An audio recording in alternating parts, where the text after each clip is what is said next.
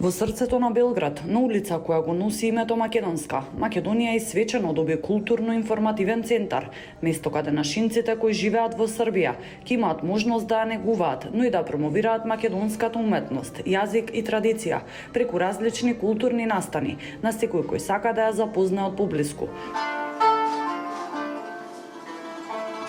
Свеченото отворање на културно-информативниот центар беше во присуство на македонскиот и српскиот министар за култура Зоран Љутков и Никола Селаковиќ, кои нагласија дека тој представува одлична можност за зајакнување на дипломатските односи на двете земји. Да се отвори ваков културен центар во Белград, токму на улицата која што го носи името Македонска, не е само случајност, ова е и порака и сведоштво дека културата ги поврзува не само државите, туку ги поврзува многу повеќе луѓето.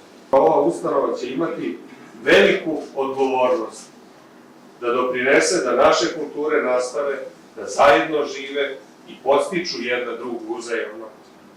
И сигурен сам да ќе у томе успети. Заиста постои една необичност која сви можемо да се поносимо.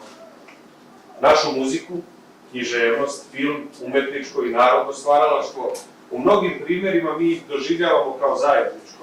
За министерот за односи меѓу заедниците Иван Стоилковиќ, отварањето на културно-информативниот центар представува шлак на тортата на добрата соработка меѓу двете земји, додека македонскиот амбасадор во Србија Никола Тупанчевски оцени дека ова одлична шанса за промовирање на богатата македонска култура.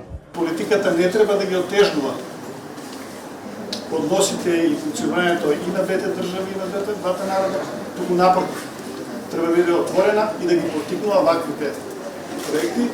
Македонија и Србија ја подпиша спогодбата за отворање на културно-информативни центри во Скопје и во Белград. Конечно, после 3 години стигнавме до отварање на културно-информативниот центар.